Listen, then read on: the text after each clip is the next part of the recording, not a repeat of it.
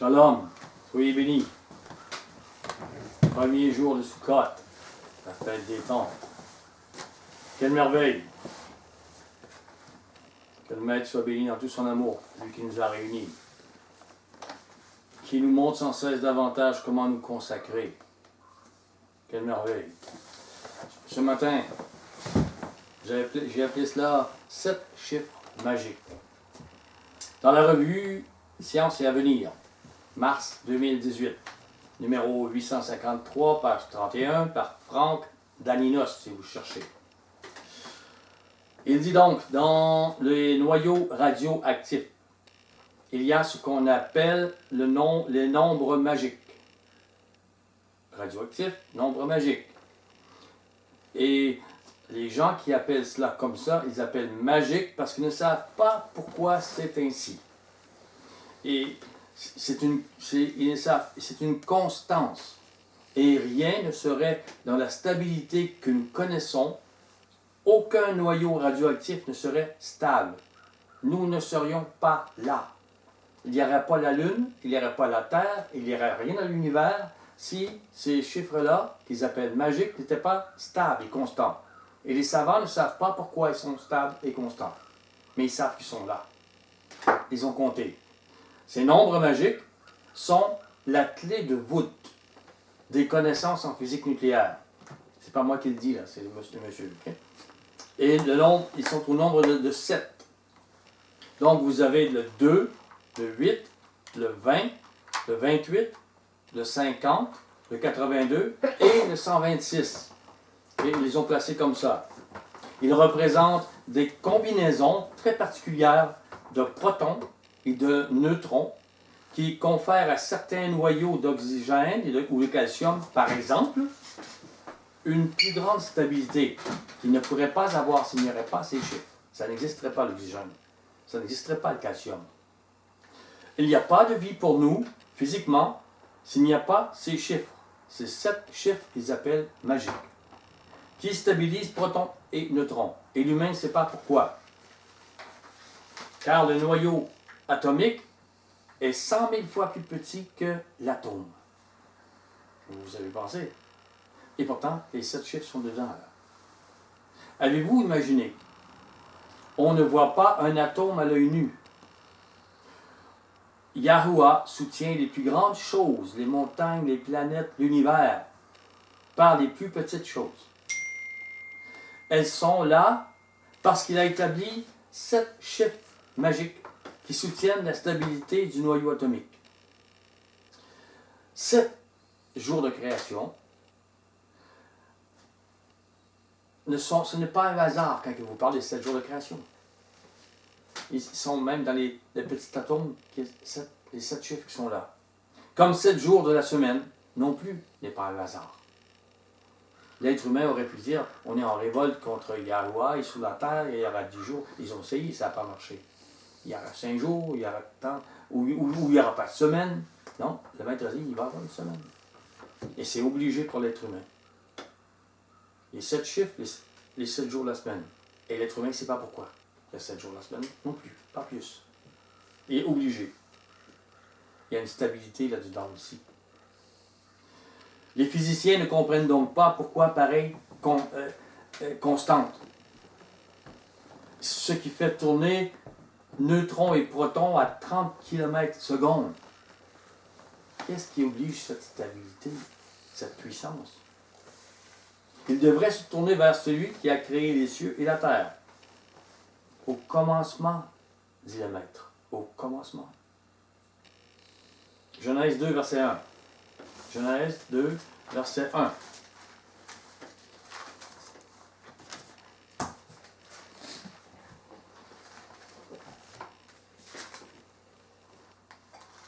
Ainsi furent achevés les cieux et la terre et toute leur armée.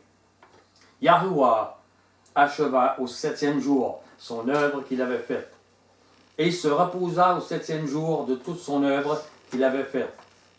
Yahuwah bénit le 7e jour, et le sanctifia, parce qu'en ce jour, il se reposa de toute son œuvre qu'il avait créée en le faisant.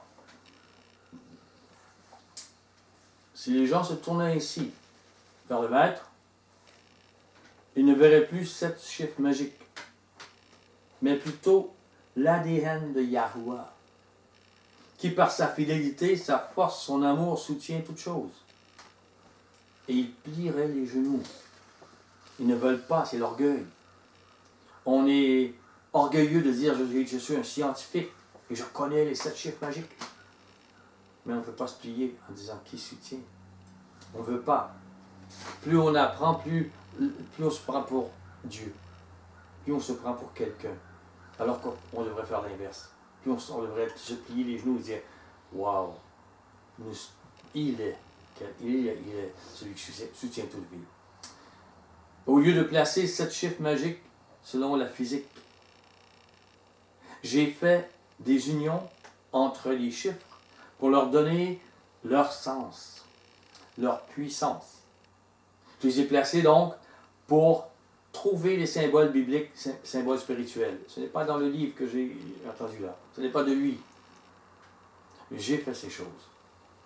Il n'y a pas de gloire là-dedans. C'est lui qui va m'éclairer, qui me dit, bon, voici comment sont les choses. D'abord, j'ai mis 50 plus 20 dans ces chiffres-là. Nous obtenons donc 70. C'est une constance biblique. Pas seulement atomique, biblique. C'est 7 fois 10. C'est les 70 anciens montés avec Moïse pour voir Elohim. Ils l'ont vu. Venez avec moi dans Romains 1.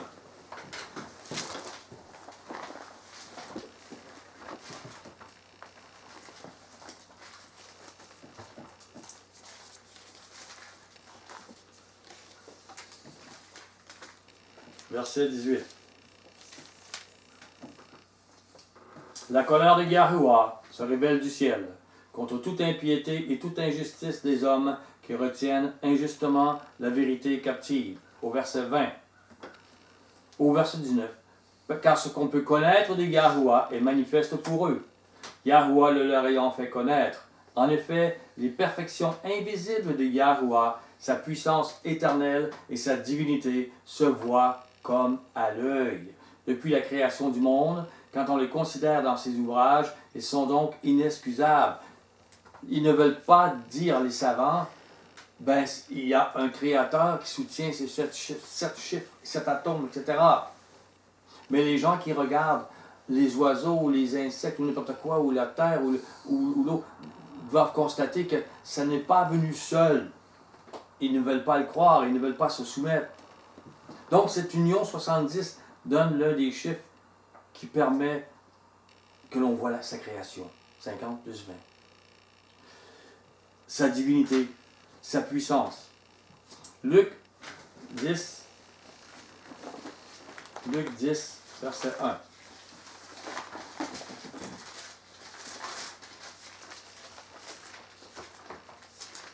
Après cela, Adonai, Luc 10, verset 1. Après cela, Adonai désigna encore 70 autres disciples. Il les envoya 2 à 2 devant lui dans toutes les villes et dans tous les lieux où lui-même devait aller. Au verset 17. Les 70 se revinrent avec joie et en disant, Maître, les démons même nous sont soumis en ton nom. C'est la puissance. Je dirais le groupe 70. Et je regroupe 4 autres chiffres qui sont encore dans ces 7 chiffres magiques. Donc, soit le 82, plus 8, plus 28, plus 2, pour un total de 120. Et cela vous dit-il quelque chose? 120. La puissance du symbole et son action pour soutenir la vie. 12 fois 10. Acte 1.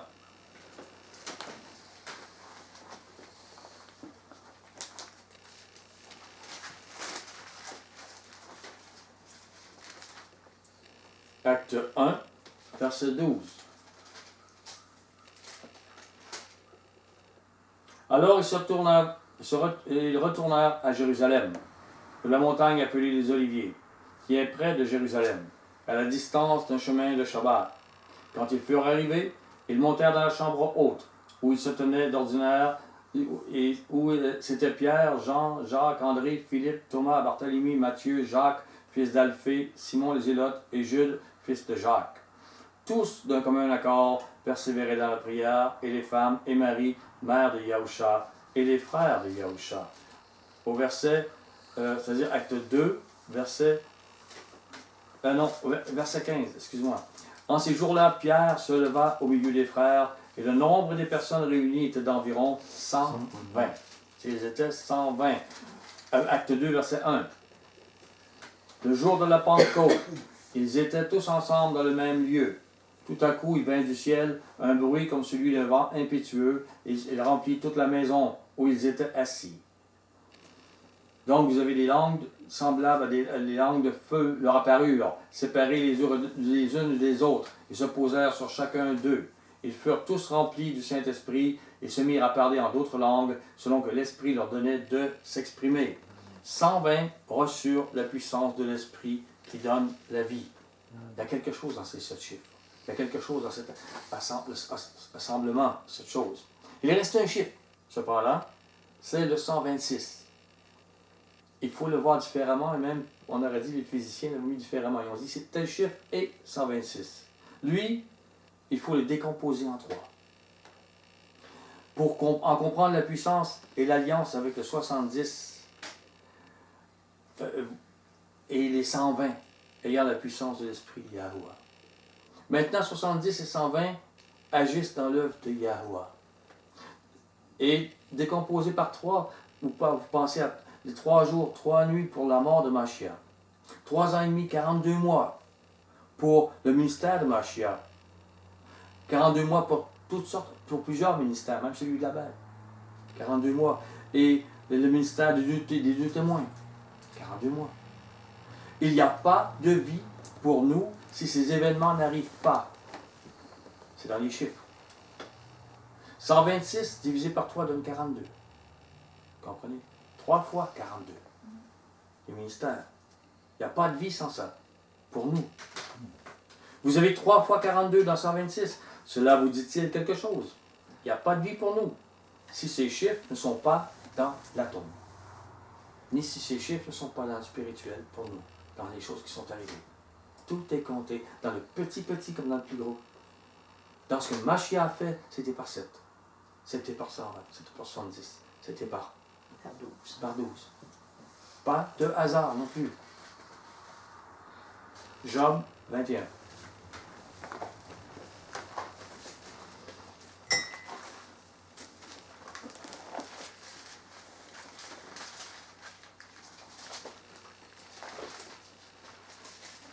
Job 21, 22. Est-ce à Yahuwah qu'on donnera de la science? À lui qui gouverne les esprits célestes. Il gouverne même les esprits célestes. Pas seulement la science qu'on peut voir parmi les humains, celle qu'on ne voit pas. Il domine tout. Et c'est à lui qu'on peut dire, mais la science c'est ça. Oui, on devrait rougir et plier les genoux. Psaume 139.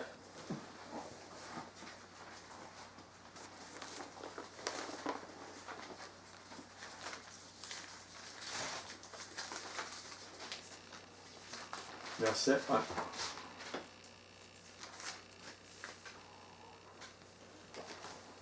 Au chef des chantres de David, psaume. Yahuwah, tu me sondes et tu me connais. Tu sais quand je m'assieds et quand je me lève. Tu pénètres de loin ma pensée. Tu sais quand je marche et quand je me couche. Et tu pénètres toutes mes voies. Car la parole n'est pas sur ma langue. Que déjà, ô Yahuwah, tu la connais entièrement. Attention à ce que vous dites. C'est vous qui êtes là. Chacun de nous. Tu m'entoures par derrière et par devant. Et tu mets ta main sur moi. Une science aussi merveilleuse est au-dessus de ma portée. Elle est trop élevée pour que je puisse la saisir. Et même les plus grands savants ne la saisissent pas du tout. La puissance, la science du Yahuwah est au-dessus de la portée des humains. Ils demeurent incrédules. Ils ne peuvent saisir son œuvre. Ils se sont élevés contre sa volonté. La volonté qu'il a révélée pour nous par Yahushua Mashiach. Car ce qui est plus grand que sa science, c'est son amour. Amen. On peut répéter. Ce qui est plus grand que toute la science que vous voyez, qui est tangible pour vous, c'est son amour. Cet amour, cette vérité, ce chemin qui est base de la justice, l'être humain le comprend encore moins que les 7 chiffres, que la science. Pourquoi tu fais ça? Pourquoi tu prêtes à l'autre? Pourquoi tu fais telle chose? Pourquoi tu crois en lui? Pourquoi ça le dépasse? Psaume 139, verset 7, on continue. Où irai-je loin de ton esprit? Où fuirai-je loin de ta face? Si je monte aux cieux, tu y es. Si je me couche au séjour des morts, tu vois là. Si je prends les ailes de l'aurore et que j'aille habiter à l'extrémité de la mer, là aussi ta main me conduira, et ta droite me saisira. Si je dis, au moins les ténèbres me couvriront, la nuit devient lumière autour de moi. Même les ténèbres ne sont pas obscures pour toi. La nuit brille comme le jour, et les ténèbres comme la lumière. C'est toi qui as formé mes reins, qui m'as tissé dans le sein de ma mère. Je te loue de ce que je suis une créature si merveilleuse. Tes œuvres sont admirables, et mon âme le reconnaît bien. Mon corps n'était point caché devant toi lorsque j'ai été fait dans un lieu secret, tissé dans les profondeurs de la terre. Quand je n'étais qu'une masse informe, tes yeux me voyaient, et sur ton livre étaient tous inscrits les jours qui m'étaient destinés, avant qu'aucun d'eux n'existât. Vous êtes dans le passé, il vous connaît. Il connaît votre présence ici aujourd'hui, il sait ce que je vais dire. Il sait ce que vous direz après, il sait ce que vous allez dire demain, et la semaine prochaine, sans que vous sachiez, c'est inscrit dans son livre. Il peut vous le montrer. Je suis persuadé qu'à chacun de vous, un jour, il a montré une journée. Il a montré un temps. Vous entrez dans une maison, vous dites, j'ai déjà vécu cela. Oui, il le sait, il vous l'a juste montré. Et il vous apprend ce qu'il est. Et il sait qu'en vous l'apprenant, vous allez changer et que dans une semaine, vous allez faire ce que lui veut. Et dans le mois et dans l'année. Et il va vous éprouver pour que vous arriviez à le connaître et marcher comme cela. Mais ça, il sait qu'il va vous éprouver là. C'est lui qui vous a formé, qui vous a donné votre esprit. Vous n'avez pas un esprit de bœuf, un esprit d'âme. Vous avez un esprit humain. Et il sait si votre esprit est borné ou s'il va être souple. Il sait comme. Et il sait. Et lorsqu'il vous amène à, vous allez payer le prix pour vous amener à. Parce qu'on a tous péché. Mais il vous amène à. Les gens vont dire c'est pas juste. Vous marchez contre l'injustice. Vous marchez dans ça. Et ça, ils ne veulent pas le porter. Vous, ils vous le demandent. Il sait que vous pouvez le porter. Il vous donne cette foi qui ne vous appartient pas. Cette foi qui est une science qui marche vers son amour, qui dépasse cette terre. C'est pour ça qu'elle fait de la haine, du mensonge, de l'adultère ou n'importe quoi, au lieu de marcher avec lui. On continue. Donc, pourquoi s'inquiéter? Puisqu'il sait, puisqu'il a. Mais nous ne sommes pas des robots, là. Comme je disais, dans la salle de noces, il y a tant de personnes. Il dit à ses anges, amenez tant de personnes. Et là, ils disent, la salle n'est pas pleine. On a fait ce que... Allez dans les rues, faites telle chose, parce qu'il y a un nombre. Et vous pouvez être appelé à être ce nombre. Il sait, il vous voit. Mais si un jour vous vous révoltez, il dit, craignez. Si tu te révoltes, j'ai quelqu'un d'autre que j'ai préparé. Qui lui, au lieu d'être de la deuxième résurrection, il va être de la première. Ce que toi, tu aurais dû être. Ah, fais attention. Ne se laisse pas comme... Il y a comme... Et on a à passer ces choses-là. Et on va dire, mais c'est pas juste, ne jugez pas le maître. On est beaucoup trop petit pour comprendre cette science. Même David disait, comment je peux voir, moi? Cessons de juger et marchons, craignons, disons, oui, papa, je veux marcher avec toi. Tu as payé le prix, Mashiach m'a aimé, il a payé le prix. Comment ne pourrais-je pas me réjouir et marcher avec lui? Oh, il est tellement présent. Il est tellement ici. Et je voudrais tellement que ce soit partagé à vous. Je voudrais tellement que vous le viviez. Je suis dans ma vie dépassé moi-même. Tout ce que je dis est raison, mais en même temps, ça vit dans mes émotions.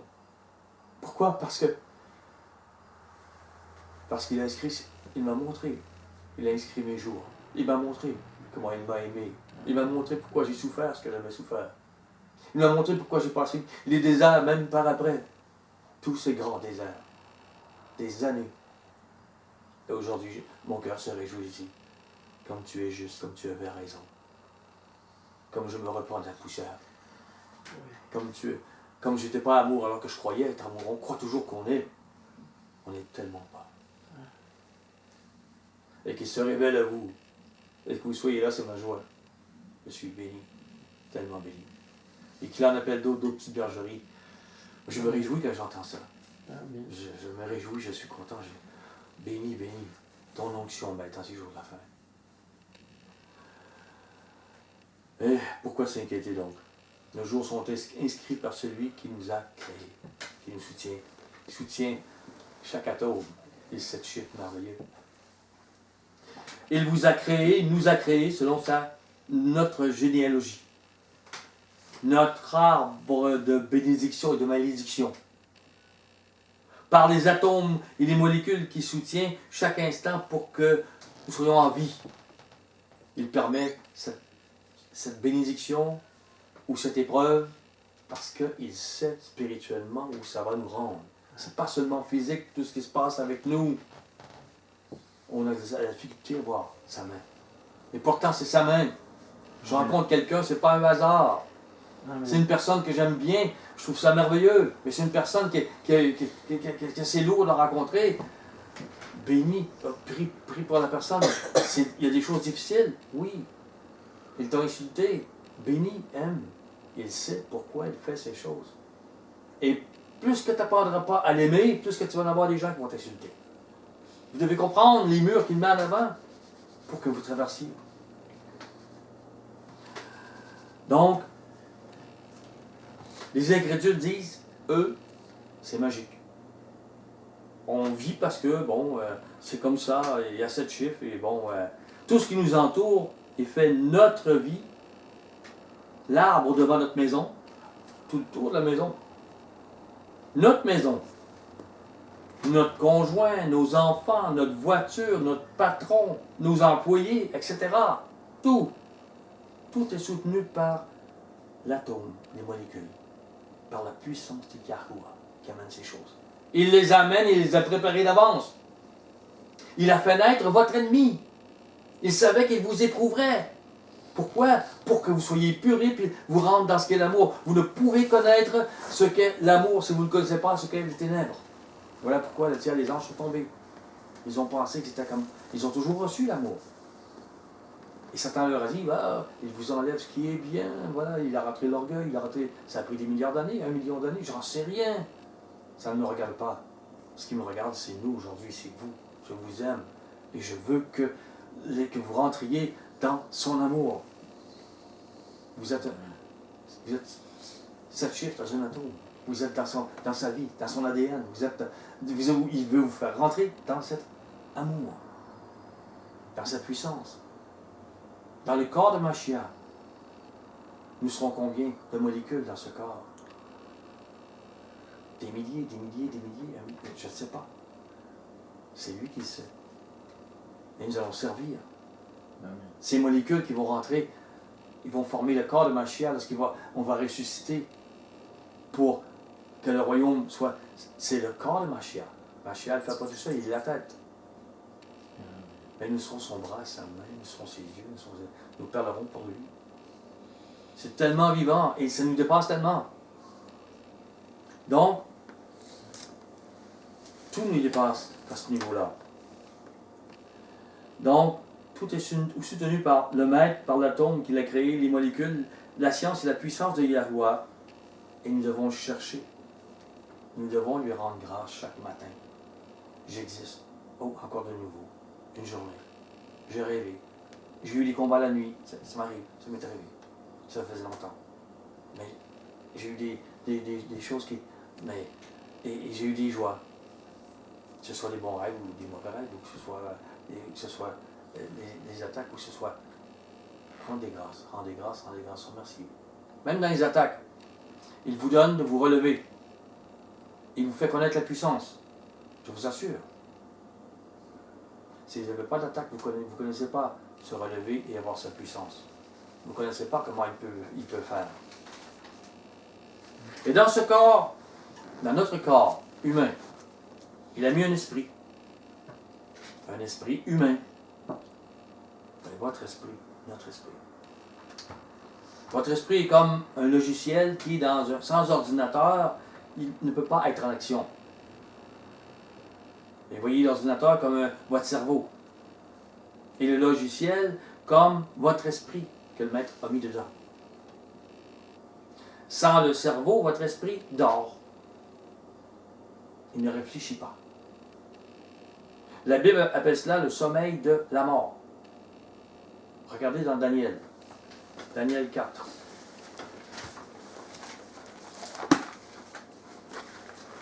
Je vous aime, on a tellement à grandir ensemble. Grandir dans son amour, grandir dans ce qu'il est. Le connaître. Pas connaître Gilles, serviteur. Le connaître. Et si vous connaissez Gilles, serviteur, et que ça vous amène c'est parce que c'est le reflet de lui. C'est que justement Gilles n'existe plus. Parce que Gilles, non, il jamais nous a ramené à Yahweh. Mon épouse est témoin. Elle dit essentiellement, oh là là, mon mari, c'était pas drôle. Il y a encore du travail qu'elle dirait avec lui, c'est bien normal. Mais son reflet, son amour, c'est ce que vous devez être. Comme un miroir de lui. Vous devez vous voir comme miroir et disparaître. Pour que ce miroir, vous le tournez, c'est lui qui est reflété comme. Et plus que vous trouvez... Non, mettez le miroir sur vous. OK, ça c'est par orgueil que je le fais. OK, ça c'était pas une bonne chose, là j'ai voulu une vengeance. OK, mettez le miroir. Et plus que vous allez enlever ce que vous êtes, plus que vous allez pouvoir enlever le miroir. Et que le miroir va briller, c'est lui qui va passer. Et là, ça va agir sur les autres. C'est plus la religion que vous allez faire. Vous allez lui présenter, lui. Vous allez présenter Yahushua Mashiach. Donc, Daniel 4, verset 1. Nebuchadnezzar, roi à tous les peuples, aux nations, aux hommes de toute langue qui habitent sur toute la terre, que la paix vous soit donnée avec abondance. Il m'a semblé bon de faire connaître les signes et les prodiges que l'Élohim suprême a opérés à mon égard. Que ces signes sont grands, que ces prodiges sont puissants. Son règne est un règne éternel, et sa domination subsiste de génération en génération. Moi, Nebuchadnezzar, je vivais tranquille dans ma maison et heureux dans mon palais. J'ai eu un songe qui m'a effrayé. Les pensées dont j'étais poursuivi sur ma couche et les visions de mon esprit me remplissaient d'épouvante. J'ordonnai qu'on fît venir devant moi tous les sages de Babylone, afin qu'ils me donnassent l'explication du songe. Alors vinrent les magiciens, les astrologues, les chaldéens et les devins. Je leur dis en songe, et je leur dis le songe, et ils ne m'en donnèrent point d'explication. En dernier lieu se présenta devant moi Daniel, nommé Belteshazzar, d'après le nom de mon Elohim, qui a en lui l'esprit des dieux saints. Je lui dis le songe. Et Belteshazzar, chef des magiciens, qui a en toi, je le sais, l'esprit des dieux saints, et pour qui aucun secret n'est difficile, donne-moi l'explication des visions que j'ai eues en songe. Voici les visions de mon esprit pendant que j'étais sur ma couche. Je regardais, et voici, il y avait au milieu de la terre un arbre d'une grande hauteur. Comprenez, nous sommes des arbres. Et il dit au roi sur la terre, un des plus grands rois, tu es un arbre. Et voici le mauvais fruit, et voici, etc. Nous portons des mauvais fruits, nous devons porter des bons fruits. L'arbre de vie, c'est lui que nous devons traiter. par le miroir, enlever les mauvais fruits, mourir pour que lui, cet arbre-là, vive. Donc, il dit, cet arbre était devenu grand et fort. Et au verset 11, sa cime s'élevait jusqu'aux cieux, et on le voyait les extrémités de toute la terre. Son feuillage était beau et ses fruits abondants. Il portait de la nourriture pour tous. Les bêtes des champs s'abritaient sous son ombre. Les oiseaux du ciel faisaient de leur demeure parmi ses branches, et tout être vivant tirait de lui sa nourriture. Dans les visions de mon esprit, que j'avais sur ma couche, je regardais, et voici, un de ceux qui veillent et qui sont saints descendit des cieux. Alors il cria avec force, et parla ainsi, abattez l'arbre, coupez ses branches, secouez le feuillage, dispersez les fruits, que les bêtes fuient de dessous, et les oiseaux du milieu de ses branches. Mais laissez en terre le tronc, où se trouvent les racines, et liez-le avec des chaînes de fer et d'airain, parmi l'herbe des champs, qu'il soit trempé de la rosée du ciel, et qu'il ait, comme les bêtes, l'herbe de la terre pour partage. Son cœur d'homme lui sera ôté, et un cœur de bête lui sera donné, et 7 ans passeront sur lui. 7 ans. Cette sentence est un décret de ceux qui veillent. Cette résolution est un ordre des saints, afin que les vivants sachent que le Très-Haut domine sur le règne des hommes, qu'il le donne à qui lui plaît et qu'il y élève le plus vil des hommes. L'esprit humain qu'avait Nebuchadnezzar lui a été enlevé. Ce logiciel humain lui a été enlevé. Son corps était toujours là, toujours vivant. Mais un esprit, un cœur de bête a été mis dans ce corps. Ce corps créé et soutenu par Yahuwah, celui qui est, qui était et qui sera. C'est Yahuwah qui forme les esprits. Il forme celui de la fourmi, des abeilles, des scorpions, de la colombe, du lion, de l'homme. Chacun sait ce qu'il doit faire. Une fourmi n'a pas un esprit d'homme. Elle vient de folle. Elle ne serait pas un corps humain, elle dirait, qu'est-ce que je fais ici? Je fais des dépressions. Et l'esprit de la femme et de l'homme, ils sont différents.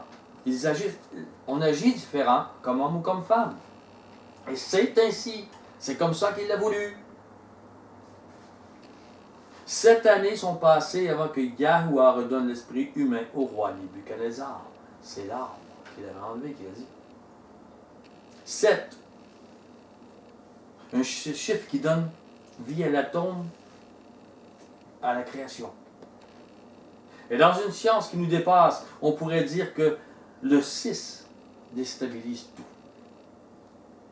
Il détruit la stabilité de la vie, la stabilité du noyau de l'atome. 6 ne symboliserait-il pas 3 noyaux, 3 royaumes déstabilisés? Ça nous dépasse là. Ce n'est qu'une question. La mort de Yahusha, 3 jours, 3 nuits, ne serait-elle pas pour purifier, stabiliser 3 royaumes? C'est une question. C'est simplement quand on regarde 126 divisé par 3. Et la stabilité que ça donne aux autres chiffres, 70 et 120. C'est spécial. Les 12 apôtres ne sont-ils pas les bases d'un royaume, les portes pour entrer dans un royaume? La Jérusalem céleste à 12 portes. Et les 24 vieillards dans les cieux ne sont-ils pas ceux qui ont fait les décrets? Ils sont des couronnes. Ils ont des trônes. Ils sont des saints dans les cieux. Ils règnent. Ils sont très certainement ceux qui signent les décrets, comme je disais. Ne serait-il pas 2 autres royaumes ayant comme base 12 saints? Car on voit que notre royaume sur la terre a comme base 12. La Jérusalem céleste a 12 portes. Et les 12 apôtres. Les 12 tribus. Mais le maître marche par ça. Comme ça. 7, 12, 70, 120. La grandeur et la science de Yahuwah nous dépassent. Nous devons le croire et plier les genoux, contrairement aux savants. Et cesser de craindre les hommes. Prenez avec moi Hébreux 13. Regardez Daniel, s'il vous plaît. Hébreux 13, verset 5. Hébreux 13. Ne vous livrez pas à l'amour de l'argent. Contentez-vous de ce que vous avez. Car Yahuwah lui-même a dit, je ne te délaisserai point. Je ne t'abandonnerai point. C'est donc avec assurance que nous pouvons dire, Adonai est mon aide. Je ne craindrai rien que peut me faire un homme. Il a le contrôle sur tout. S'il ne permettrait pas que votre ennemi qui vienne vers vous, cet ennemi qu'il a créé, qu'il savait d'avance qu'il viendrait vers vous 30 ans avant, 40 ans avant, cet ennemi le ferait mourir là. Des atomes n'existeraient plus, je sais pas. Mais il le permet. Il permet les choses. Amen. C'est un domaine spirituel. C'est pour vous faire grandir. C'est pour vous amener à mourir à vous-même. Comment je dirais, à marcher à contre-courant de la haine. Face à quelqu'un qui vous frappe, vous présentez l'autre jour. Contre-courant de la haine. Voilà ce que le maître a annoncé. C'est plus œil pour œil, dent pour dent. Ça, c'est pourquoi nous sommes condamnés. Maintenant, il dit, ça n'existe plus. Il enlève cette loi que Moïse a donnée. Et il dit, aime ton ennemi, fais-lui du bien. Waouh, c'est l'inverse. Oui, mais il a crevé les pneus de voiture, fais-lui du bien. Achète-en pour lui. Fais quelque chose. Vous savez? Oui, mais c'est vrai. C'est une réalité. Si vous allez devant un mur, parce qu'il va vous en amener des ennemis. Tant que vous n'avez pas compris cette leçon, vous devez comprendre ça.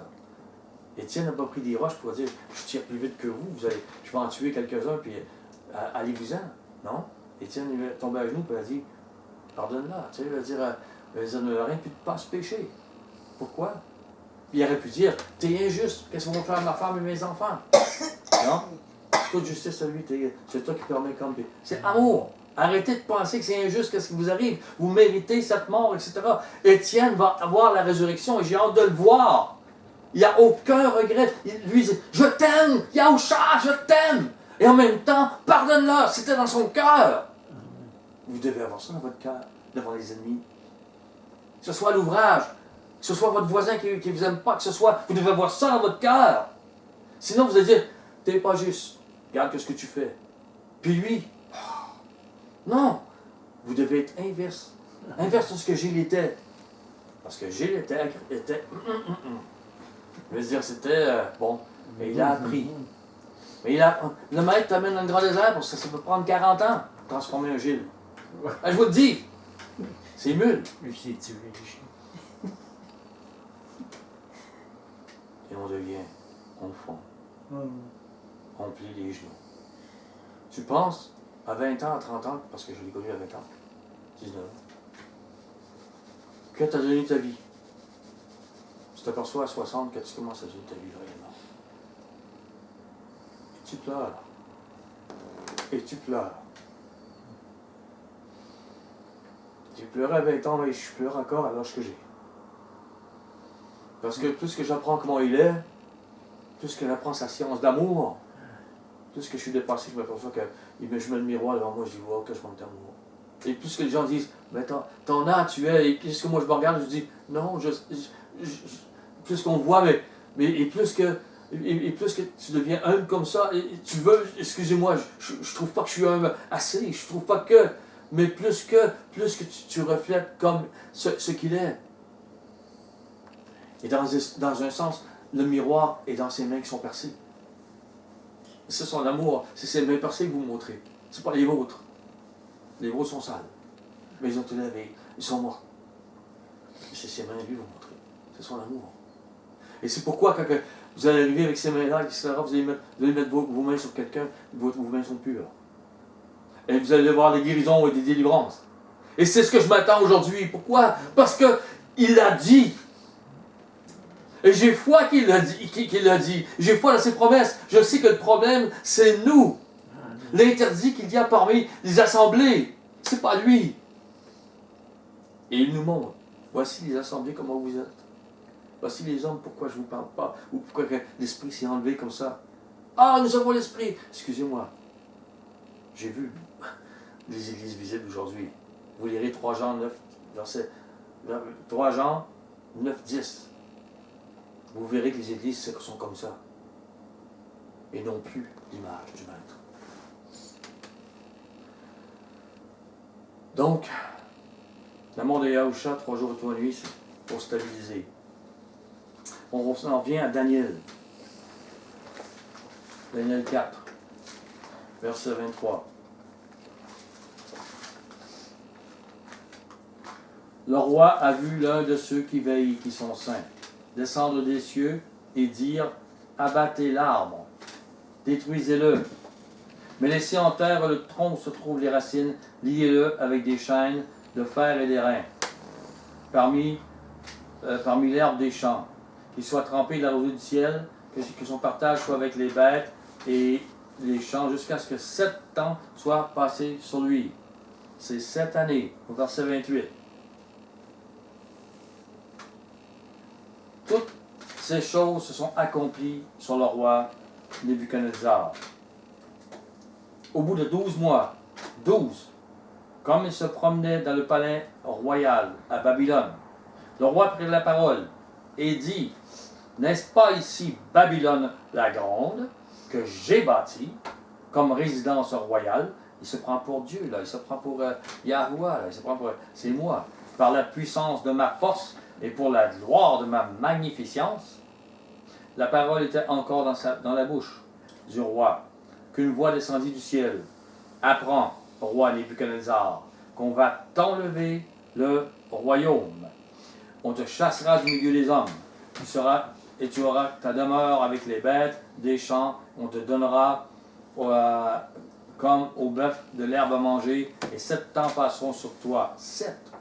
Jusqu'à ce que tu saches que le Très-Haut domine sur le règne des hommes et qu'il le donne à qui il lui plaît. Au même instant, la parole s'accomplit sur Nebuchadnezzar. Il fut chassé du milieu des hommes. Il mangea de l'herbe comme les bœufs. Son corps fut trempé de la rosée du ciel jusqu'à ce que ses cheveux crussent comme la plume des aigles et ses ongles comme ceux des oiseaux.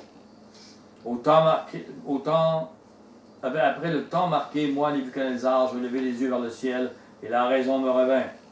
J'ai béni le Très-Haut, j'ai loué et glorifié celui qui vit éternellement, celui dont la domination est une domination éternelle et dont le règne subsiste de génération en génération. Tous les habitants de la terre ne sont à ses yeux que néants. Il agit comme il lui plaît avec l'armée des cieux et avec les habitants de la terre. Et comme il est amour, il sait pourquoi il fait les choses. Cessons de douter. Dans les cieux comme sur la terre, il n'y a personne qui résiste à sa main et qui lui dise « Que fais-tu » En ce temps, la raison me revint, et la gloire de mon royaume, ma magnificence, ma splendeur me fut rendue. Mes conseillers et mes grands me redemandèrent. Je fus établi dans mon royaume, et ma puissance ne fit que s'accroître. Maintenant, moi, Nebuchadnezzar, je loue, j'exalte et je glorifie le roi des cieux dans toutes les œuvres, dont toutes les œuvres sont vraies et les voies justes, et qui peut abaisser ceux qui marchent avec orgueil. C'est une vie. Vous devez voir votre vie. Vous devez voir ce qui se passe. Nebuchadnezzar a reçu quelque chose du Très-Haut. Nebuchadnezzar a reconnu qu'il était le Très-Haut. Puis après, 1 an après, 12 mois, il a dit, « Hey, c'est moi, comme il disait, c'est moi le Très-Haut, c'est moi qui ai eu la force de... » Dans notre vie, il nous touche, il nous appelle. Vous verrez peut-être un miracle, il est arrivé des choses. Quand j'étais jeune, c'était comme ça. Et à un moment donné, tu fais une coche que tu ne devrais pas, parce que tu manques de foi et tu te prends pour... De toute façon, et tu tombes dans un désert. C'est un peu comme... C'est un exemple ici. On l'a enchaîné, vous allez dire, c'est assez violent, oui. Et vous passez votre vie dans toutes sortes de choses qui se passent, sans l'esprit du maître. Bon, après ça, il revient. Par grâce, il ramène son esprit, comme il l'a fait pour... Mais c'est ça, ici, c'est symbolique. Symbolique de la vie du croyant. Symbolique du désert dans lequel il vous appelle. Symbolique de la purification. Quand Nebuchadnezzar est revenu, il n'était plus fanfaron. Il ne disait plus, c'est moi que... Non, il rendait grâce. Je suis rien. J'ai été 7 ans à manger comme le bœuf, à être rien. Et toi, le maître, parce que d'habitude, les rois se font entretuer pour prendre la place. Il n'y a personne qui a pris la place de Nebuchadnezzar. Yahuwah du Très-Haut a gardé la place. Oui. Et les grands ont redemandé cet homme qui mangeait le foin et l'herbe, et qui avait les cheveux longs et qui était fou. Pensez, tu sais, songez, il vous ramène aussi au bon sens. Prenez avec moi Matthieu 8.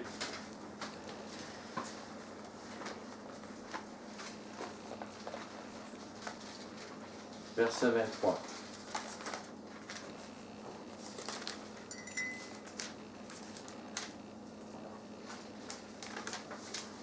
Il monta dans la barque, et ses disciples le suivirent. Et voici, il s'éleva sur la mer une si grande tempête, que la barque était couverte par les flots. Et lui, il dormait. Pensez-vous que Mashiach ne savait pas qu'il y aurait les flots, les vents? Yahuwah avait créé ces choses, il l'a révélé à son fils. Je suis sûr par des songes, parce que Yahusha priait tout le temps.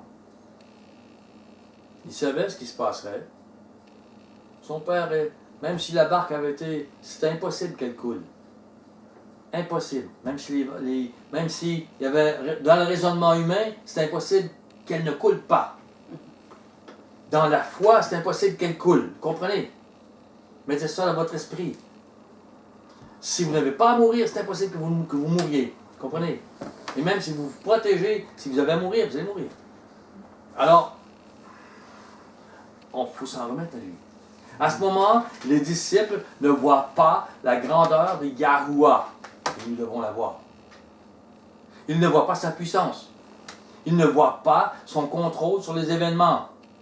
Et là, je parle, j'échappe. Pourquoi? Parce que je vais plus loin que les savants. Cette science d'amour, ils ne comprennent pas, mais la science de la foi, ils ne comprennent pas non plus. Mais il permet les événements. Il soutient les atomes, les molécules pour ça. Donc, il voit donc les apôtres Yahuwah comme dépassés par les événements. Et il le voit faible.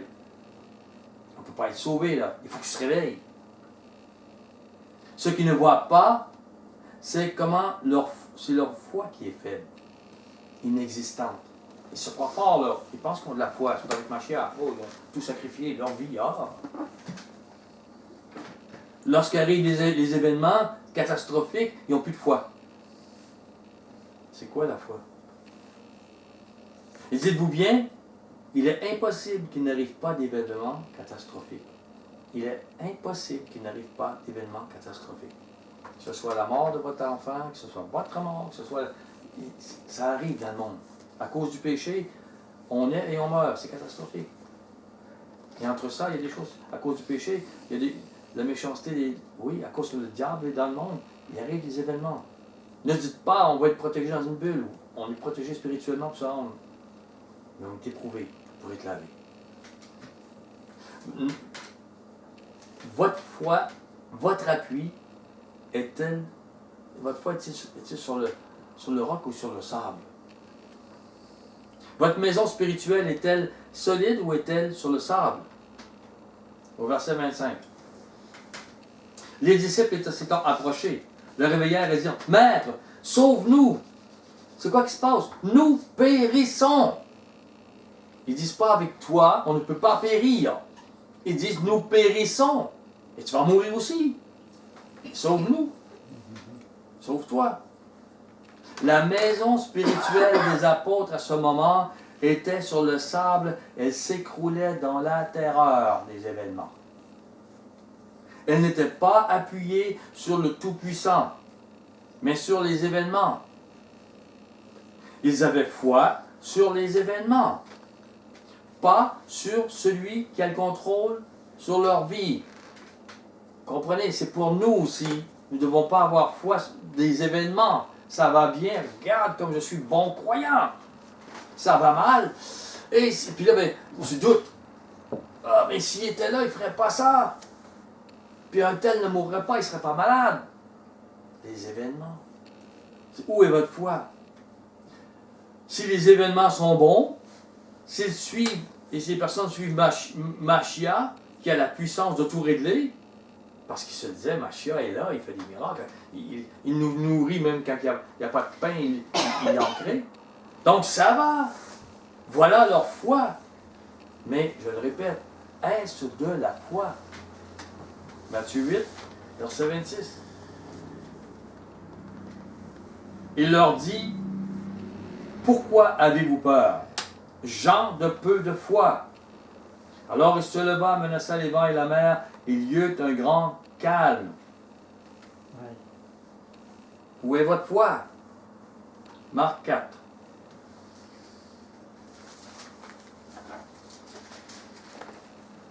Verset 37.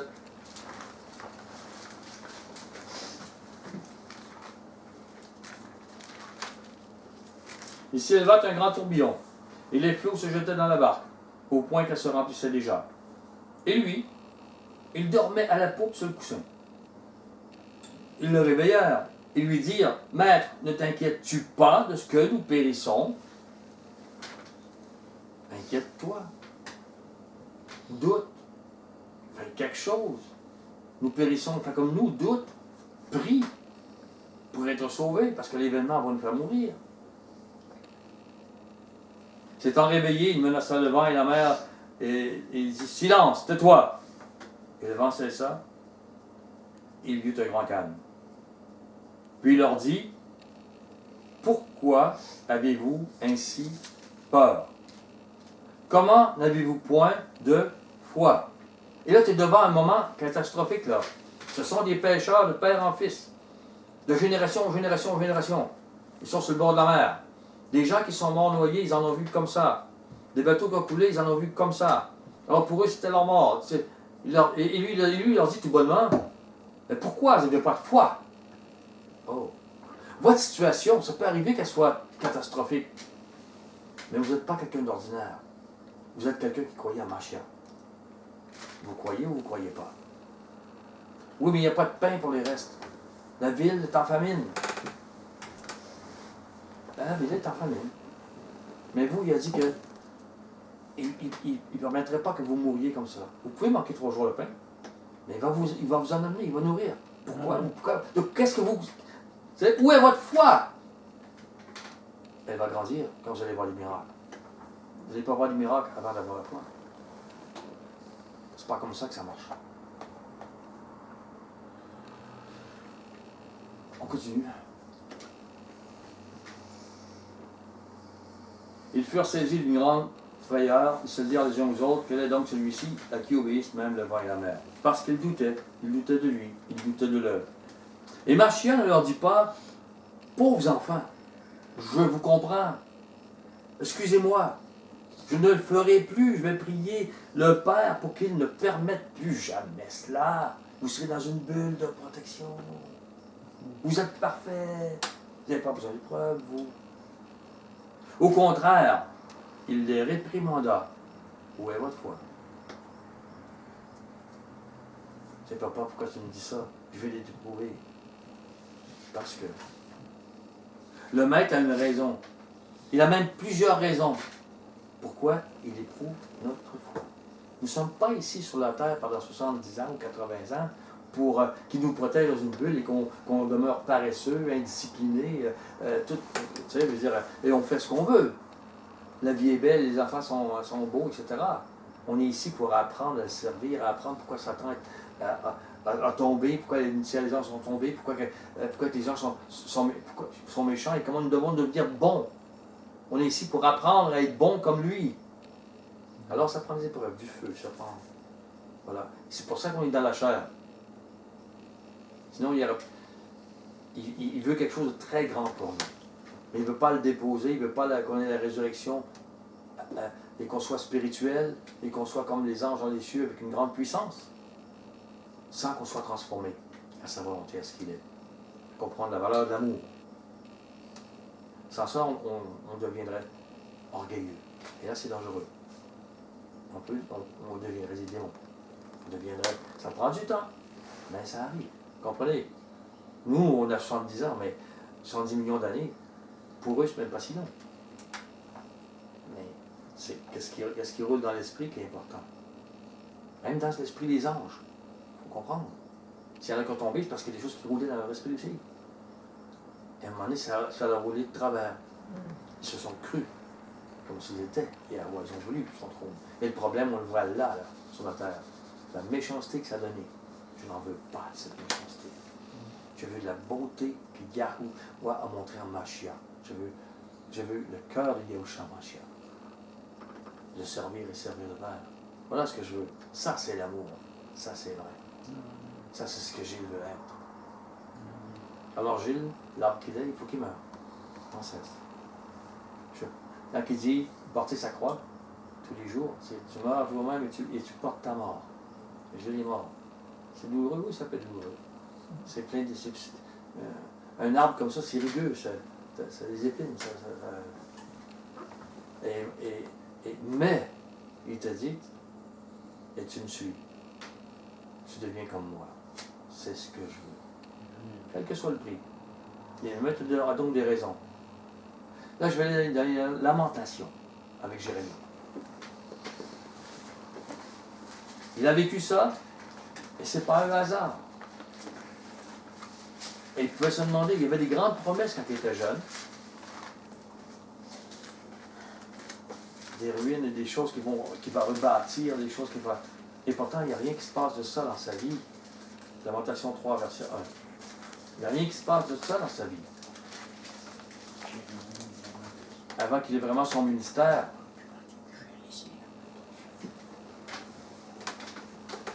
Au verset 1. Il dit, je suis l'homme qui a vu la misère, sous la verge de sa fureur. Il m'a conduit, mené dans les ténèbres, non dans la lumière. Comprenez? Imaginez-vous que vous êtes un nouvel appelé.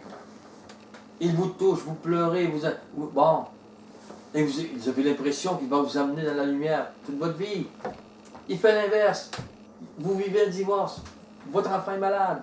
Il n'y a rien qui va. Vous perdez votre travail. Mais qu'est-ce qu'il fait? Je veux dire, tu m'as dit que, puis et là je vais éprouver comme je n'ai jamais été éprouvé. Oui, tu es réclamé par Satan. Tu deviens son ennemi. Direct. Il t'aimait déjà pas, mais là, Mais le maître se sert de ça, des situations, pour te faire grandir, pour changer. Jérémie a un grand ministère qui, ça dépasse qu'est-ce qu'on voit bibliquement. J'en parle dans d'autres études. Mais avant qu'il se rende là, il devait être lui-même éprouvé. Et le peuple ne comprenait pas. Et lui-même non plus, parce que plus qu'il lui enseignait, moins que le peuple se repentait, puisqu'il lui en voulait. Donc ça ne va pas. Mais pourquoi tu fais ça? Il y a une raison pourquoi.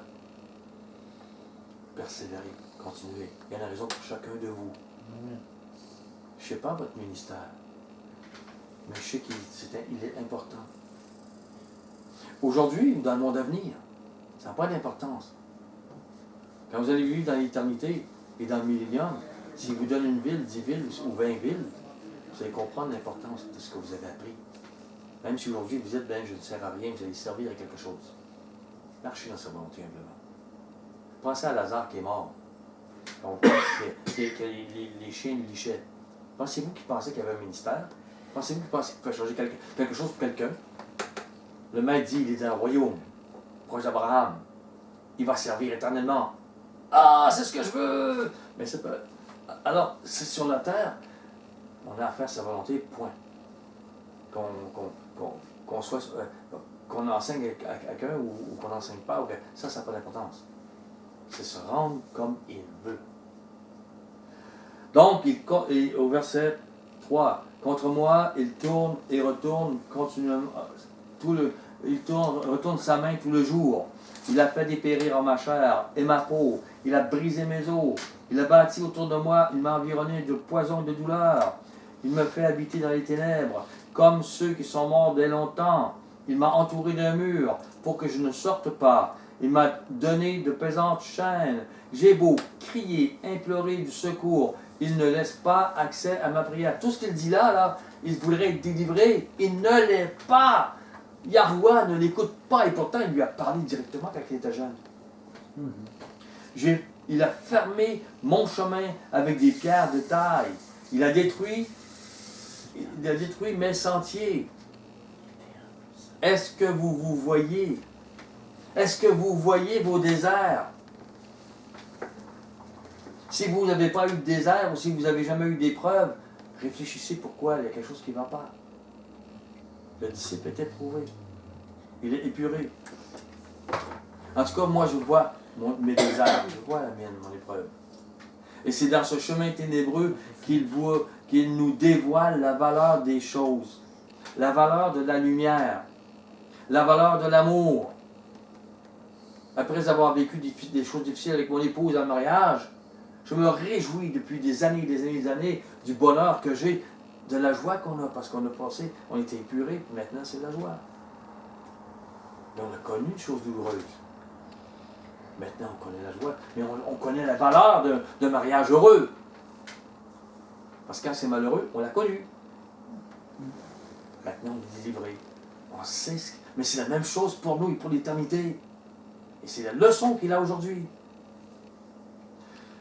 Donc, au verset 10, il a été pour moi un ours en embuscade, un lion dans un lieu caché. Il a détourné mes voies, il m'a déchiré, il m'a jeté dans la désolation. Comprenez, Jérémie est un homme saint qui a été inspiré, qui a écrit des paroles de Yahuwah dans la Bible. Vous avez Jérémie, Lamentation, vous avez dit, c'est puissant, et il a repris comme... Et pourtant, il dit qu'il a été déchiré, il a été brisé, le mec n'écoutait pas. Waouh! Tu sais, comprenez, c'était son chemin, c'est peut-être le vôtre aussi. Il a tendu son arc, il m'a placé comme un but pour sa flèche. Il a fait entrer dans mes reins les traits de son carquois. Je suis pour tout mon peuple un objet de raillerie, chaque jour l'objet de leur chanson. Il m'a rassasié d'amertume, il m'a enivré d'absinthe. On pourrait dire, comment ça se fait? L'esprit touche avec lui, il devrait toujours être en joie, toujours être... Non, il y a des choses qu'il éprouve l'âme, il éprouve l'homme qu'il aime. Pourtant, c'est un homme qu'il aime, il est écrit là. Voudriez-vous être écrit dans la Bible aussi, comme quoi vous avez aimé le Maître? Mais il y a un coût à aimer le Maître, à vous approcher de lui, parce que votre chair n'est pas selon lui. Et le ministère qu'il demande, votre chair ne peut pas le vivre et le faire. Donc, il y a une transformation à faire dans toute chose. Vous devez redevenir son image, et votre image doit disparaître. Toujours, toujours, toujours. Donc, il a brisé mes dents avec des cailloux. Il m'a c'est pas seulement une chose, là. Pourquoi tu ne m'as pas aimé? On pourrait dire, en haut, justement, tu me fais souffrir, je suis victime, je suis victime. Tu sais. Il a fini par apprendre. Il a appris, justement. Le problème, c'est ça, là. Le problème, c'est que tu te crois victime et tu crois que. Ça ne serait pas si dur si tu comprenais comme. Il est en train de briser Jérémie dans sa vie. Ça peut être pris 30 ans, 40 ans. Mais il l'a amené, il l'a modelé pour devenir au ministère et qu'est-ce qu'il voulait. Jérémie va être pour l'éternité un roi. Bienveillant, dans la volonté du Maître. Il va tout faire ce que le Maître veut. Comme le Maître est amour, il va marcher dans cet amour toujours. Il n'y aura jamais de trahison dans Jérémie. Et c'est ce qu'il veut pour vous. Jamais de trahison pour Yahweh et pour la vérité. Donc, tu m'as enlevé la paix. Je ne connais plus le bonheur. Ça peut arriver dans votre vie. J'ai dit, ma force est perdue. Je n'ai plus d'espérance en Yahweh. Ça m'est arrivé d'être dans ma chambre, à genoux, crier. Je dis aux gens, criez. Demandez-lui. Ayez de la foi. Demandez. Il va répondre. Peut-être qu'il va répondre par une épreuve puissante. Et après, vous allez avoir une délivrance. Il va répondre. Vous voulez non, il va dire oui. Mais vous voulez non, fais pas ça. C'est ce que tu as besoin. Et après la délivrance, tu vas comprendre pourquoi il l'a fait. Et tu vas te réjouir. Et sur le coup, c'est la dernière chose que tu voudrais. C'est comme Jérémie, c'est la dernière chose qu'il voulait. Parfois, dans les centres chrétiens, on dit, si tu crois, il va te bénir, tu vas venir riche, donne ta dîme. C'est totalement l'inverse de comment il agit avec une personne qui l'appelle et qui sert. Complètement. Comprenez-moi. C'est parce qu'il vous aime qu'il fait ces choses-là. Vous avez un temps qui n'est pas pour être paresseux et dans la joie présentement. Vous avez un temps pour apprendre à suivre sa volonté et ce qu'est véritablement l'amour. Et il vous montre que vous n'êtes véritablement pas amour. Et véritablement, vous êtes soumis à votre volonté et pas à la sienne.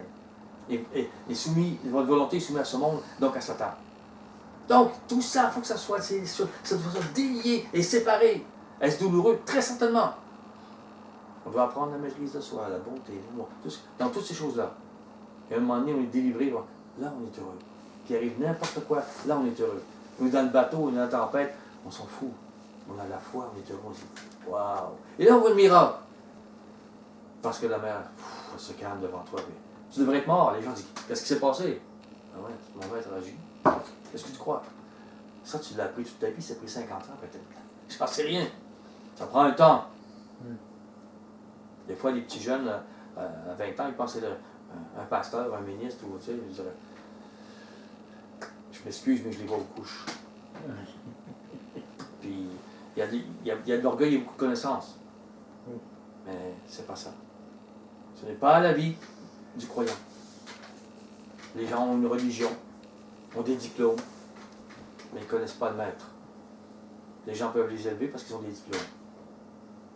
Mais c'est pas ça. Donc, quand il arrive ces choses-là, tu vois la mort comme préférable à la vie. Et pour, à ce moment-là, c'est ça. Jérémie va dire, je préfère mourir que de vivre toutes ces choses-là. Au verset 19. Quand je pense à ma détresse, à ma misère, à l'absinthe et au poison, quand mon âme s'en souvient, elle est abattue au-dedans de moi. Comprenez, vous êtes rendu à un stade. Il y a une ligne, vous êtes sur la ligne entre tomber et glorifier. Et là, il dit, voici ce que je veux repasser à mon cœur, ce qui me donnera de l'espérance. Ah, il se tourne vers la parole, il se tourne vers le maître, il arrête de regarder en arrière, il arrête d'être victime et de dire, je suis victime, puis tu tournes comme ça, dis non, non. Il dit, les bontés de Yahuwah ne sont pas épuisées. Alors il regarde en avant. Il ne regarde plus en arrière, il ne dit plus, je suis victime de toi, non, non. Là, il regarde en avant. Je sais que tu vas me faire du bien, malgré tout. Ses compassions ne sont pas à leur terme. Là, il ne dit plus, tu as été méchant avec moi. Il dit, tu as des compassions. Elles vont venir sur moi. Là, la ligne, elle vient de changer. Là. Il y a des choses qui commencent à... Il dit, elle se renouvelle chaque matin, ces compassions. Oh, que ta fidélité est grande. Là, il n'est plus victime. Tu es fidèle, Yahuwah. Tu m'aimes. Et moi, je te disais, pourquoi tu me fais ça? Et maintenant, je te dis, je vois tes compassions dans le futur. Je le sais, tu m'aimes. Mais c'est pareil pour nous aujourd'hui. Bachia revient. Quand il dit, vous verrez ces choses, ils vont mettre la main sur vous, mais relevez votre tête. Voyez ma compassion future qui arrive. Amen. Sinon, vous allez tomber, vous allez maudire. Vous allez dire, je suis victime, mais je t'en veux. Mes enfants vont périr, je t'en veux. C'est lui qui vous a donné les enfants. Il ne lui appartient pas à vous. Il va faire ce qu'il veut avec, et ça va être pour leur bien. C'est peut-être pour la deuxième résurrection, mais ça va être pour leur bien. Vous, la première chose que vous pouvez faire pour eux, c'est d'être dans sa volonté et vivre et mourir pour lui. Si vous êtes des rois ou des reines dans le royaume, vous allez les rattraper. Ils vont revenir. Et là, ils vont être contents. Et vous aussi, grandement. Mais c'est votre appel aujourd'hui. Donc, au verset 24, là, Yahuwah est mon partage, dit mon âme. Amen. C'est pourquoi je veux espérer en lui. Yahuwah a de la bonté pour qui espère en lui. Là, il ne voit plus son passé, il ne voit plus les épreuves, il voit le futur. Tes compassions, maître. Pour l'âme qui le cherche, il est bon d'attendre en silence le secours de Yahuwah. Il est bon pour l'homme de porter le joug dans sa jeunesse. Il se tiendra solitaire et silencieux parce que Yahuwah lui impose. Là, il voit un peu, en glorifiant le maître, il ne se traite plus de victime. Il dit, il est bon que j'étais comme ça parce que c'est le même que tu montres au jeune homme que. Il mettra sa bouche dans la poussière sans perdre toute espérance. Il présentera la joue à celui qui le frappe, se rassasiera d'opprobre. Car Adonai ne rejette pas à toujours. Mais lorsqu'il afflige, il a compassion selon sa grande miséricorde. Car ce n'est pas volontiers qu'il humilie, qu'il afflige les enfants des hommes. S'il humilie, c'est parce que nous avons de l'orgueil. Et l'orgueil, c'est ce qui a fait tomber les anges dans les cieux. Satan, ils ont voulu comme la place. Après, quand tu veux le trône, quand tu veux les autres, c'est parce que tu vas envier, tu vas convoiter, tu vas faire violence et mensonge, n'importe quoi. Tout le reste suit. Donc, il faut qu'il nous humilie. Il faut qu'on connaisse son caractère. Quand on foule aux pieds tous les captifs du pays, quand on viole la justice humaine à la face du Très-Haut, quand on fait tort à autrui dans sa cause, Le Adonai ne le voit-il pas? Il le voit. Le maître n'afflige pas volontiers. Nous avons un chemin à prendre avec lui, un chemin de vie éternelle. Nous devons comprendre le roc de son amour pour nous. Il nous amène là. Redresser ce qui est tordu dans notre chemin. C'est pas facile parce qu'on se pense juste. Plus qu'on se pense juste, plus c'est pas facile. Plus que, sachez-le, dans l'éternité, avant nous, Lucifer s'est rebellé contre l'amour et le tiers des anges n'ont pas cru à ce roc. Cette justice d'amour. Ils ont préféré l'orgueil, la soif du pouvoir et la méchanceté sous toutes ses formes pour atteindre leur mauvais but. Yahweh veut nous rendre éternels. Il veut nous rendre un avec lui. Mais il veut nous apprendre à marcher avec lui, à croire en lui, croire à son amour. Comme je disais, le ciel des anges sont tombés parce qu'ils n'ont pas cru son amour. Il a voulu leur donner une grande puissance. C'est à nous qu'il va le donner. Son œuvre qu'il voulait faire avec eux, il va le faire pareil. Mais ce ne sera pas avec Lucifer, ça va être avec nous. Et il y a un compte, il sait comment, de personne qui veut ressusciter pour cela. Et comment dire, il le fait dans les épreuves de notre vie présente. Si nous ne l'aimons pas et que nous aimons trop le corps qu'il nous a donné,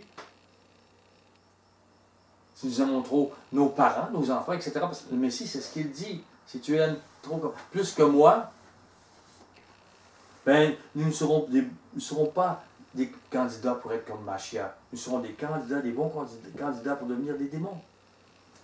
Dans le futur éternel. Ça prend le temps que ça prendra. Parce que nous ne serons pas soumis à sa volonté. Et un jour, à force de ce qu'il nous donne, on va devenir orgueilleux. Et là, la boule commence. Comme je vous le dis, même les anges ont pensé qu'ils se sont révoltés. Ils ont un esprit. Et je crois beaucoup plus puissant que nous encore. Ils sont spirituels. Lamentation 3, verset 37. Je sais que je suis long là, mais on arrive. Okay. Qui dira qu'une chose arrive sans que Adonai l'ait ordonné? N'est-ce pas de la volonté du Très-Haut que viennent les maux et les biens? Pourquoi l'homme vivant se plaindrait-il que chacun se plaigne de ses propres péchés? Maintenant, il ne parle plus comme au début, là. Il ne parle plus comme victime. Il dit non, c'est les maux et les biens qu'il amène, c'est pour mon bien. C'est pour. Il sait ce qu'il fait. Recherchons nos voies et sondons. Retournons à Yahweh. Élevons nos cœurs et nos mains vers l'Élohim qui est au ciel. Nous avons péché, nous avons été rebelles, tu n'as point pardonné. Et tu n'as pas pardonné. Voilà ce que enfin, Jérémie va dire. Si vous lisez Jérémie au début, vous voyez votre douleur, vous êtes victime, et vous ne voyez pas la délivrance. Vous ne voyez pas comment vous en sortir. Et Jérémie s'y met à avoir foi dans le futur, dans la compassion du Maître, dans ce que tu vas faire. Donc, ayez foi dans le Maître revient, Mashiach revient. Et il est bon. Il sait ce qu'il fait avec moi et ce qu'il fait dans le monde. Qu'est-ce que vous allez faire? Il y a le tiers de la population qui meurt. Peut-être nos familles, peut-être ce qu'on va faire. Si on ne comprend pas ça, on va se dire « Oh, t'es pas juste. » Non, mais ça, c'est la voix de Satan que vous allez avoir dans la rébellion. Je t'ai servi, mais mes enfants ils meurent pareil. Qu'est-ce que ça a donné? Qu'est-ce que ça donne? C'est en plein ça. Oui. Ouais. Mais c'est humain. Mais c'est humain. Et nous devons aller plus loin. Nous devons comprendre. Nous ne sommes pas créés pour avoir des enfants et des familles, même si nous avons des enfants et des familles. Nous sommes créés pour être dans sa famille à lui. Nous avons. Mais nous devons comprendre ce qu'est un enfant et une famille. Les nourrir, etc. Les aimer. Mais nous devons aller plus loin. Et il nous apprend ces leçons-là. Au verset 55. Je t'ai invoqué, j'ai invoqué ton nom, ô Yahweh, du fond de la fosse. Tu as entendu ma voix. Ne ferme pas l'oreille à mes soupirs et à mes cris. Au jour où je t'ai invoqué, tu t'es approché. Parce qu'un jour, il a répondu à Jérémie. Il lui a donné son ministère, il lui a donné ce qu'il voulait, il lui a donné. Mais ça a pris tout ça. Il a vécu la douleur avant. Et tu t'es le jour où je t'ai invoqué, tu t'es approché et tu as dit, ne crains pas. Il est là. Adonai, tu as défendu la cause de mon âme, tu as racheté ma vie. Et croyez-moi, ça arrive un jour. Par Mashiach, par son amour, Yahuwah m'a sorti du désert aride. Aride, je vous le dis. Il va le faire pour vous. Il faut ayez de la foi. Qu'il n'ait pas besoin de vous dire, où est votre foi? Sondez, que veut dire pour vous avoir foi en Yahuwah et Yahusha? Sondez. Sondez-vous. Votre foi est-elle appuyée sur la Bible, la parole du Maître, ou sur une religion qui dit être la parole du Maître? Êtes-vous appuyé sur le roc? Votre foi est-elle appuyée sur les événements? Ils sont bons, vous dites, alors vous dites, je crois. Tout le monde est bien nourri, ça va bien. Mais c'est quand que dans la tempête, le bateau va couler, c'est là qu'on va. Où est la foi? Par quand ça va bien. 1 Corinthiens 13. Ah, oui. J'arrive à la fin, j'arrive. Je vous amène un peu partout. 1 Corinthiens 13. Tu connais le verset? Verset 2. Tu savais, mon frère? Ah, tu c'était très beau verset. Tu me savais, oui, hein? Et quand j'aurai le don de prophétie, parce que les gens recherchent la prophétie. Ah oui, je savais ce qui allait se passer, Pour une personne, mais pour tous les événements de ce monde, mettons. Et quand j'aurai les sciences de tous les mystères, toute la connaissance, je connais la Bible beaucoup plus que toi, j'ai étudié les diplômes, j'ai ci, j'ai ça, et puis moi, bon, je connais l'hébreu, l'arabe, l'araméen, puis bon, je suis, moi là, bon. Et quand j'aurai toute la foi jusqu'à transporter de montagne, et moi j'ai la foi, ça marche, et puis il est arrivé des miracles, et puis il est arrivé telle chose, et si je n'ai pas l'amour, je ne suis rien. Toutes ces choses qu'on vient de dire peuvent faire partie de votre religion, même si elle n'est pas sur le roc. Et l'amour, si elle n'en porte pas les fruits, alors elle porte un faux évangile de votre religion. Comprenez? Elle peut être très enrichissante pour tout le monde et tout le monde l'élève. Si tout le monde l'élève comme ça, c'est parce que ce n'est pas la bonne place. C'est des dieux au trèfle. Ils sont élevés. Je vous le dis. Les gens les aiment. Ah, quelle connaissance qu'ils ont. Ah, ils ont été à Jérusalem plusieurs fois. Ils ont été voir toutes les choses, visiter Rome. Alors ils vous épatent. Ils ont fait des miracles. Ils ont prié pour avoir un avion. Ils ont eu un avion. Tu te dis, comment ils font? Parce qu'ils sont avec. Mais c'est pas le bon. Ils sont pas avec les bons dieux. Là. Ils ont les dieux ce monde. Ils ont quelque chose. Je vous le dis. Et le maître l'a dit, ils vont faire des miracles, des choses exceptionnelles pour vous. Et pour séduire même les élus s'ils le pouvaient. Mais ceux qui sont élus ne sont pas séduits par ces choses-là. Ils voient. Non, ça c'est pas le roc, c'est pas l'amour. C'est pas mon maître. Ah, dans l'amour, vous allez reconnaître votre maître. Dans ces choses-là, vous allez voir que, c'est pas les bons fruits. C'est les voir. Ouais. Vous êtes dans ces assemblées-là, vous voyez l'adultère, vous voyez la jalousie, vous voyez du mensonge. Qu'est-ce que c'est ça? Ils sont 100 000, ils sont merveilleux. Ils ont des assemblées, ils font des chants, il y a des disques, ils font des millions.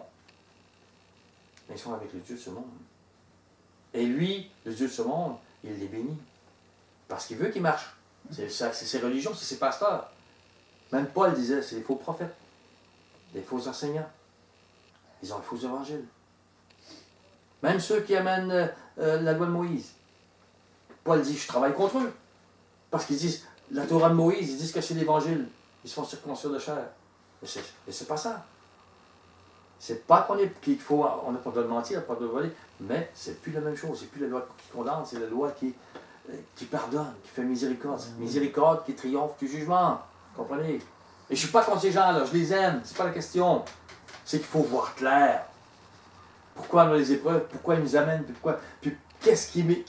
C'est enlever le voile. Je veux tellement que le voile soit enlevé pour tout le monde. Pour l'Église d'aujourd'hui. Et je le crois que ça va arriver. Nous ne sommes pas seuls là-dedans à voir la lumière. Il éclaire d'autres aux États-Unis, en Allemagne, en France. Je suis persuadé. Je ne les connais pas, mais Mais quand j'en entends parler, je me réjouis, je dis waouh, waouh, oui, oui, oui, ton œuvre, maître. Amen. Et l'œuvre commence tout petite et les gens la méprisent. Parce que c'est toujours tout petit et les gens méprisent.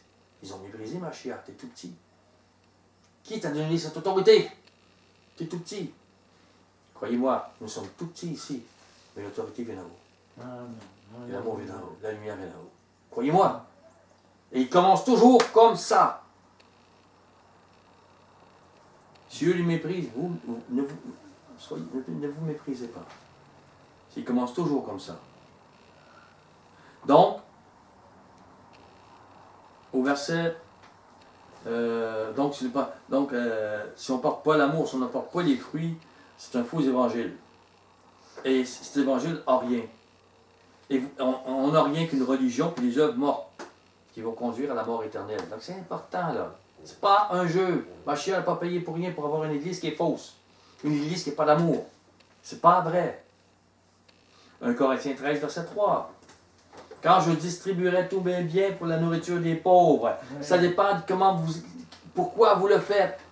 Si vous êtes un arbre aux mauvais fruits, mais que vous distribuez tous vos biens, c'est pas bien parce que vous allez le faire pour l'orgueil, vous allez le faire pour posséder quelque chose, il y a quelque chose derrière. Il le sait. Il dit quand je livrerai même mon corps pour être brûlé, si je n'ai pas l'amour, cela ne me sert de rien. Donc, si vous avez que de la charité, la charité, bien sûr, elle fait partie de l'amour. Mais si vous n'avez que de la charité, si on écrit charité partout, et que vous n'avez pas l'amour, parce que la charité n'est pas l'amour, elle en fait partie, mais n'est pas l'amour. Il ressemble. L'amour est patient. Il est plein de bonté. L'amour ne s'irrite point. L'amour ne note pas les offenses qu'on lui fait. L'amour supporte tout, espère tout, croit tout, elle supporte tout. Elle ne périt jamais. Elle ne ressemble même pas à la charité. La charité est une partie de l'amour. La charité, c'est tout petit à comparer de ce qu'est l'amour. Alors quand ils écrivent la charité partout, je m'excuse, non, c'est l'amour. Si vous n'avez que la charité, donc, vous n'avez pas l'amour. Ce que ça ne vous sert à rien. Dans une église, un peu comme Ananias et Saphira sont arrivés avec ils ont donné peut-être $1 million. Je ne sais pas c'est quoi le dollar. Ils ont vendu un champ qui valait énorme. Charité. Ils ont gardé une partie et une partie d'eux, mais ils ont voulu la gloire. Ils ont fait la charité. Mais pour avoir la gloire. Non, mais vous êtes de rien. Et ils sont morts là. Vous voyez, c'est ça. Donc la charité, c'est pas l'amour. Ils ont fait la charité, mais ils n'avaient pas l'amour. Pas du tout. Ils voulaient la gloire avec ça. C'est ce que le maître dit. Si vous n'avez que la charité, vous n'avez rien. Mais si vous avez l'amour avec, c'est là vous avez de quoi. Parce que c'est l'amour qui est important. Amen.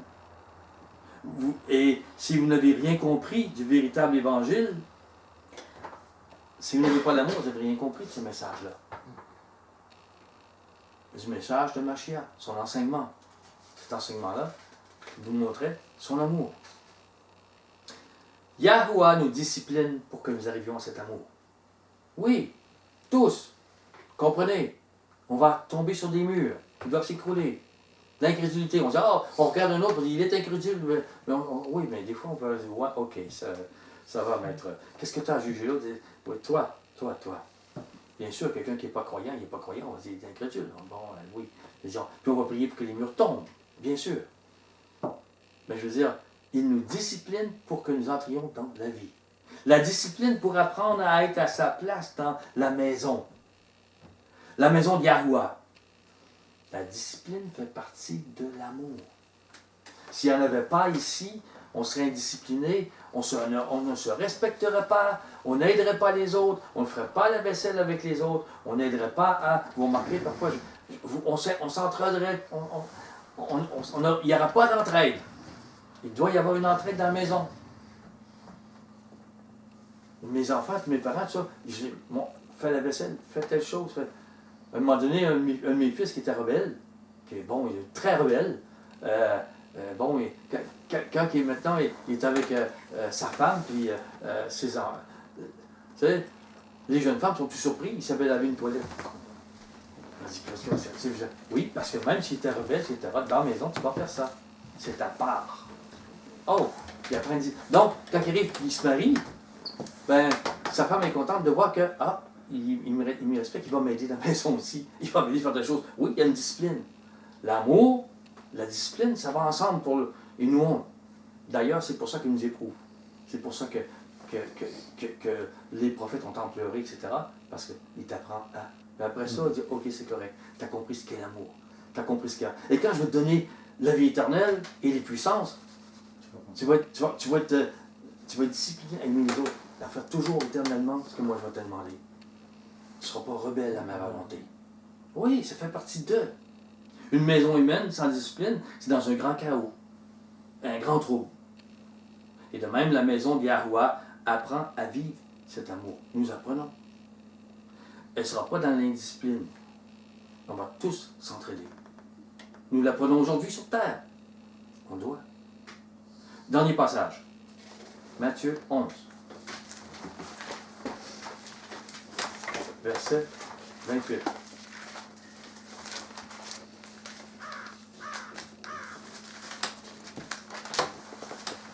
Venez à moi, vous tous qui êtes fatigués et chargés, et je vous donnerai du repos.